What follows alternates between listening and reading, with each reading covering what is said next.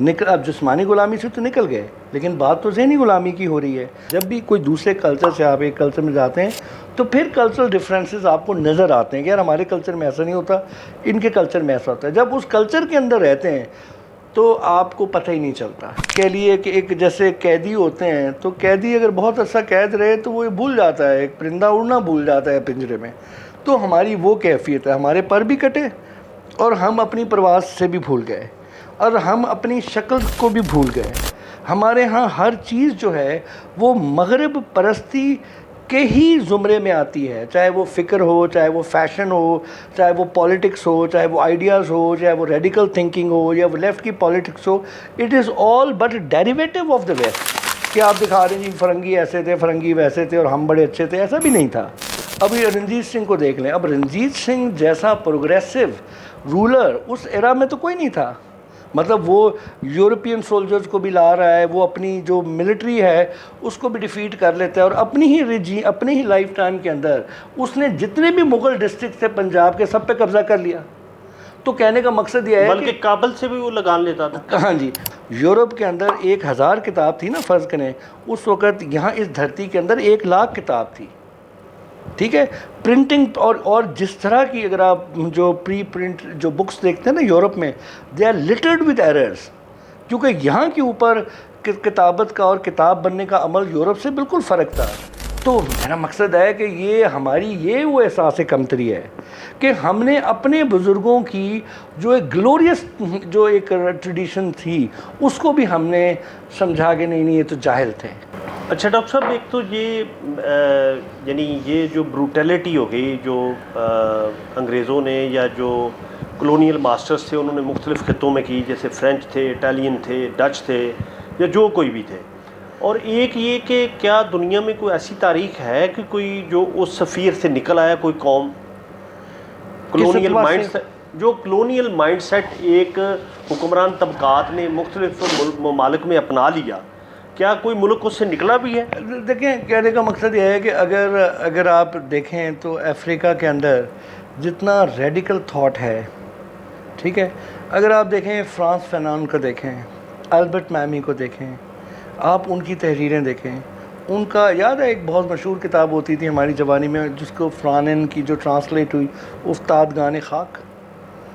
ٹھیک ہے، اب میرا کہنے کا مقصد یہ ہے کہ جتنا بھی جو فکری آزادی کا جو ذہنی غلامی سے اب جسمانی غلامی سے تو نکل گئے، لیکن بات تو ذہنی غلامی کی ہو رہی ہے.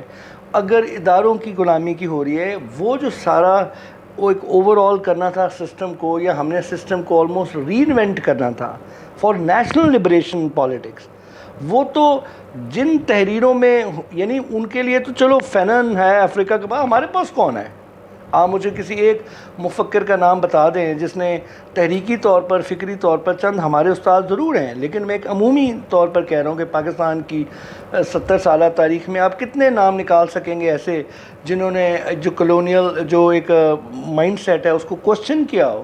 ہم نے تو کلونیلزم کے جتنے بھی آرٹیکلز ہیں ان کو تو ہم نے منوان تسلیم کر لیا، اپنے قوانین میں ان کو رہنے دیا، اپنے کانسٹیٹیوشن میں رہنے دیا، اپنے اداروں میں رہنے دیا، ہمارا وہیں رہنے دیا. تو ہمارے ہاں تو فینون نہیں آیا. ٹھیک ہے، ہمارے ہاں تو البرٹ میمی نہیں ہے، ہمارے پاس تو آشیش نندی بھی نہیں ہے جو ہندوستان کے اندر میں سمجھتا ہوں کہ ایک کلونیلزم کے اوپر، اس کی سائیکالوجی کے اوپر ایک بڑی پاورفل کریٹیک ہے. ہمارے پاس تو سبالٹن ہسٹورینز بھی نہیں ہیں. ٹھیک ہے، ہمارے پاس تو پاتا چیٹرجی بھی نہیں ہے. یو نو واٹ آئی مین؟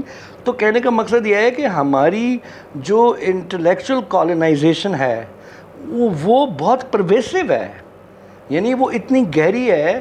یہ ایسی بات ہے کہ کبھی آپ سوچیں کہ اگر آپ کسی مچھلی سے پوچھیں کہ پانی کا کیا رنگ ہے، پانی کا کوئی رنگ نہیں ہے، لیکن پانی کا رنگ تو ہوتا ہے.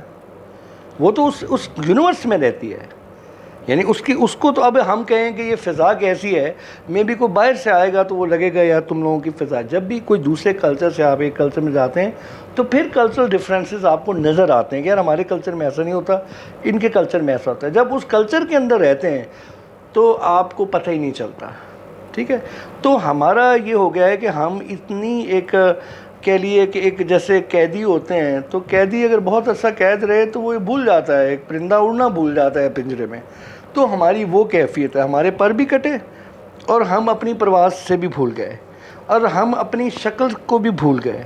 ہمارے ہاں ہر چیز جو ہے وہ مغرب پرستی کے ہی زمرے میں آتی ہے, چاہے وہ فکر ہو, چاہے وہ فیشن ہو, چاہے وہ پالیٹکس ہو, چاہے وہ آئیڈیاز ہو, چاہے وہ ریڈیکل تھنکنگ ہو, یا وہ لیفٹ کی پالیٹکس ہو. It is all but derivative of the west. کوئی مجھے ایک صنف بتا دیں, کسی میوزک میں بتا دیں, کسی اور میں بتا دیں, جو ہم نے انوویشن کی ہو, جو ہماری اپنی گراؤنڈ کے نہیں, اوپر ہو. ہماری کلاسیکل موسیقی تو ہمارے نہیں, وہ تو کلاسیکل موسیقی تو جیسے آپ کو ملی ویسے آپ نے چلائی. آپ مجھے بتا دیں کلاسیکل موسیقی میں آپ نے کوئی ایسی اختراع کی ہو, یا اس کلاسیکل موسیقی کو آپ نے ایک ماڈرن میوزک کے اندر بلکہ آپ نے کنورٹ کیا ختم ہو. کر دیا. ٹھیک ہے جی. یعنی آپ دیکھیں پورے پاکستان میں ایک سرنگی پلیئر ہے. جی بالکل. دیکھیں, اور جو ہمارے کلاسیکل اپنے بجانے والے تھے, سرنگی ہے, یا جیسے جو ہمارے اپنے انسٹرومنٹس ہیں, یا ہمارے اپنی گائکی جو ہے, آپ انگلیوں پہ گن سکتے ہیں کہ کلاسیکل گائک ہمارے ملک میں کتنے رہ گئے ہیں. سر دیکھیں, یہ ایک تو یہ ہے کہ اس ٹریڈیشن کو, اپنی جو اینشنٹ یا کلاسیکل ٹریڈیشن, اس کو پرزرو کرنا. دوسرا میرا کہنے کا مقصد یہ تھا کہ اس کلاسیکل ٹریڈیشن کو بھی اس کے اوپر بلڈ کرنا. یعنی میں آپ کو لیٹ سے مثال دیتا ہوں کہ یورپ کا کلاسیکل میوزک سمفنیز ہے. اب سمفنیز کو سن کے, اس سے انسپائر ہو کے لوگوں نے ماڈرن میوزک بھی تو پروڈیوس کیا ہے نا, جس کا ایک سمفونک مطلب انسپریشن ہے. تو میرا مقصد ہے کہ کلاسیکل میوزک کو من پیش کرنا ایک اور بات ہے. ہمارے نصرت فتح علی خان اگر وہاں گئے, جی جی, یا ہمارے کلاسیکل جو استاد غلام حسن چھگن تھے, وہ فرانس میں ان کی بہت لمبی لمبی ریکارڈنگز ہوئی, یا ہمارے کلاسیکل گویے جب بھی وہاں گئے, یا گانے والے جیسے نصرت نے دنیا میں نام کیا. دیکھیں, یہ ایک کلچرل ایگزاٹسزم کی ایک کیٹیگری مجھے سمجھ میں آتی ہے کہ وہ ہمارا music for the western ear was exotic music. ٹھیک ہے, جیسے ایسے ہی ہے کہ جب پکاسو نے افریقہ میں جا کے پریمیٹیو افریقن آرٹ کو ایز اے پریمیٹیو آرٹ اس نے اپنی پینٹنگز کے اندر استعمال کیا. دس از لائک کینیبلزم. ٹھیک ہے, آپ دوسرے کے کلچر, یا ولچرز کی طرح آپ جا رہے, آپ کھوتے ہیں, باقی اس جانور تو چھوڑتے, آپ اڑ کے اپنے اس نشیمن میں آ کے بیٹھ جاتے. میں یہ بات کر رہا ہوں کہ جس طرح سے ہم نے یورپ میں فرض کریں, کیونکہ they took lot of pride in their past which we don't have. یعنی ہم نے اپنے کلاسیکل میوزک کو کاٹ کے ماضی کا مزار بنا دیا. ہم نے کہا کہ یہ جیسی ہے یہ ویسی ہی رہے. آپ نے کھیلوں کو, جیسے کشتی تھی, بالکل جیسے کبڈی تھی, یا جتنی بھی لوکل, بالکل, اگر سندھ کا کوئی کھیل ہے, یا کے پی کا کوئی کھیل ہے, بلوچستان کا ہے, تو ہم نے اس کو ڈس اون کر دیا. ابھی بالکل آپ نے بڑی اچھی بات کی. اس میں آپ دیکھیں ہماری کون سی پاپولر سپورٹس ہیں اب؟ Cricket. The most colonial of the sports is cricket. White gentlemen's, European gentlemen's game ہے, انگلش برٹش جنٹلمنز گیم. تو آپ دیکھیں کہ ہر بندہ جناب کرکٹر ہے جی میاں داد, تو عمران خان, تو فلانا, تو 10 نسلیں جو کرکٹ فینز ہیں, اور یہ سارا کچھ اس میں بڑے فخر سے کرتے ہیں. دے ڈو ناٹ ریئلائز کہ یہ تو اگلو لگان فلم دیکھی ہوگی آپ نے. اب لگان کا کیا آئیڈیا ہے؟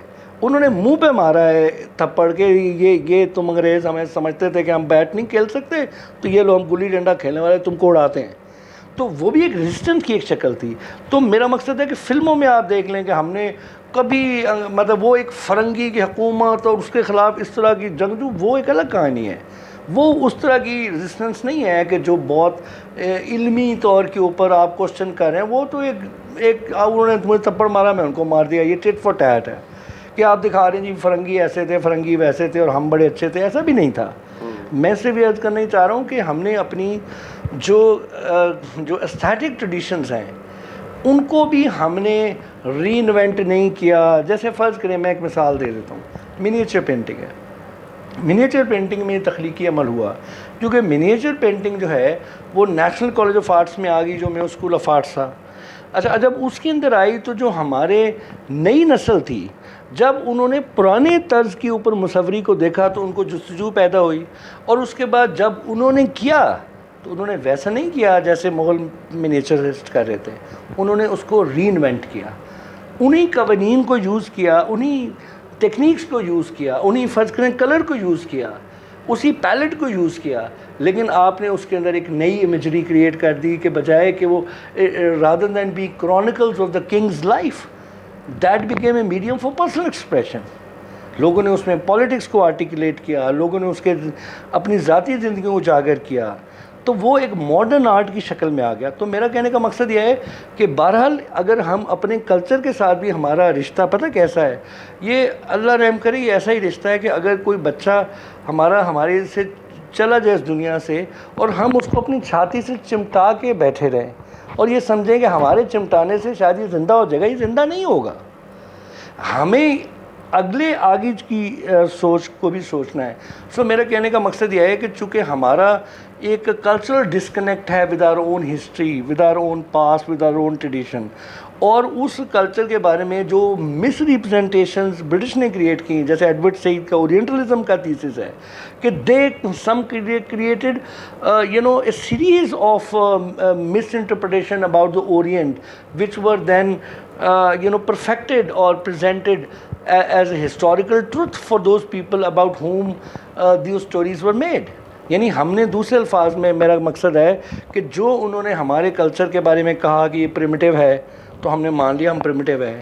اگر انہوں نے کہا کہ یہ ساری ٹرائبل سوسائٹیز ہیں اور یہ ایتھنک ہے اور ان کے اندر کوئی پولیٹیکل یونٹی نہیں ہے اور ان کے جو حکمران ہیں وہ آٹوکریٹک رولر, تو ہم نے مان لیا.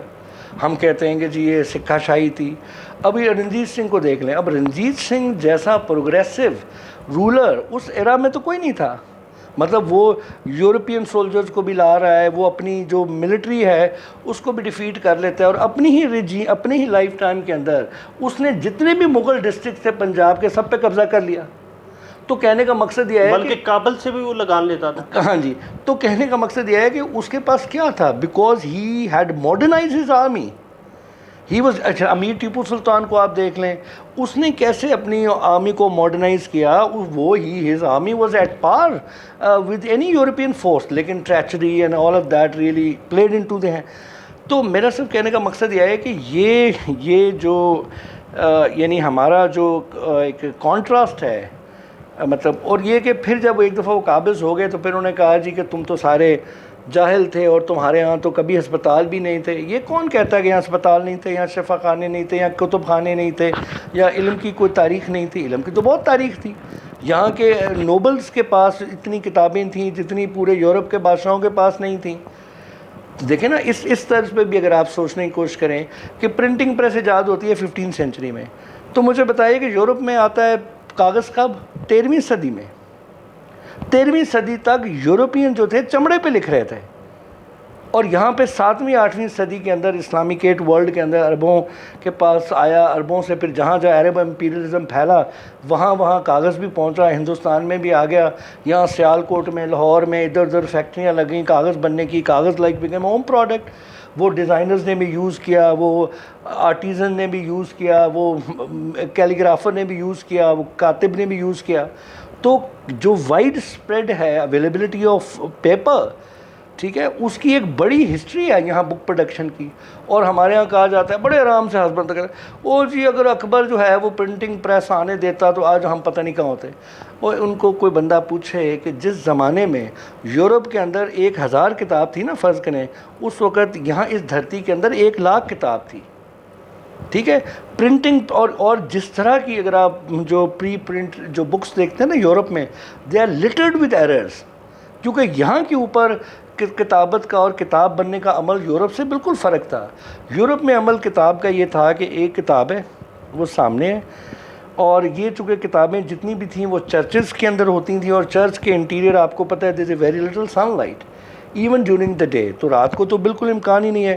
تو ایک شمع کی روشنی میں وہ بندہ ادھر کتاب رکھ رہا ہے اور ادھر اس نے کاغذ رکھا ہوا ہے اور اس پہ وہ لکھ رہا ہے. جب وہ لکھ رہا ہے تو وہ اس کے اندر غلطیاں کر رہا ہے کیونکہ اس کی نظر کمزور ہے, اس کو نظر نہیں آیا. اب وہ لکھ دیتا ہے, وہ لکھ کر جب اس کتاب کو کوئی اور نقل کرتا ہے تو اس نے اگر 10 غلطیاں کی تو وہ 20 غلطیاں کر رہا ہے. تو جب کتاب کی تیسرا ایڈیشن سوچو سے نکلے گا تو اس میں 100 غلطیاں آ چکی ہوں گی. نتیجہ یہ تھا کہ the written book wasn't reliable. اچھا, اس کے مقابلے میں ادھر کیا نظام تھا for a very long time. آپ یہ دیکھیں کہ یہاں نظام یہ تھا کہ جب کوئی عالم جو ہے وہ گفتگو کرتا تھا تو فرض کیجئے 10 کاتب بیٹھ کے اس کی گفتگو کو لکھ رہے ہیں, اور ان میں جب وہ گفتگو ختم کر لیتا تھا تو ایک کاتب جو ہے وہ پڑھ کے سناتا تھا, سارے اپنی اصلاح کر لیتے تھے, استاد اسی وقت کریکشن بھی کر دیتا تھا کہ یار یہ ایسے نہیں ہے, ایسے کہا ہے میں نے. اچھا, اس کے نتیجے میں ایک ہی نشست میں 1 گھنٹے میں 10 کتابیں تیار ہو گئیں. ٹھیک ہے. تو کہنے کا مقصد یہ ہے کہ کتابیں لوگ بنواتے تھے یہاں، یعنی 1980 تک تو پاکستان کے اندر جو جتنی اردو اخبارات ہیں ان میں کاتب کام کرتے تھے، اور کاتبوں کے یہاں لاہور کے آس پاس گاؤں تھے، پبلشر جا کے ان کو کتاب دیتے تھے کہ جی 20 کاپیاں بنا دو، تو وہ 20 کاپیاں سمجھو 3 راتوں میں بنا کے تو ان کو دیتے تھے. ان کی عورتیں بھی کام کرتی تھیں، ان کے بچے بھی کام کرتے تھے، کوئی سیاہی بنا رہا ہے، کوئی دوات بنا رہا ہے، کوئی قلم بنا رہا ہے، کوئی کاغذ لا رہا ہے. تو میرا کہنے کا مقصد یہ تھا کہ یہ سارا ایک لٹریٹ کلچر تھا، اور جب ہمیں تو ضرورت ہی نہیں تھی پرنٹنگ پریس کی. ہمارے آج تک 19ویں صدی تک جو سید احمد خان کی کتابیں پرنٹ ٹائپ میں لکھی ہیں وہ کون پڑھتا ہے؟ وہ آپ پڑھ ہی نہیں سکتے. تو تمہارا خیال ہے کہ 15ویں صدی کے اندر جو بادشاہ جن کے پاس اتنے اتنے ماہر خطاط تھے، وہ ایسے خوبصورتی سے وہ ورق پہ لکھتے تھے، تو وہ اس ٹائپ پروف کو وہ ایکسیپٹ کریں گے؟ تو میرا مقصد ہے کہ یہ ہماری یہ وہ احساس کمتری ہے کہ ہم نے اپنے بزرگوں کی جو ایک گلوریس جو ایک ٹریڈیشن تھی اس کو بھی ہم نے سمجھا کہ نہیں یہ تو جاہل تھے.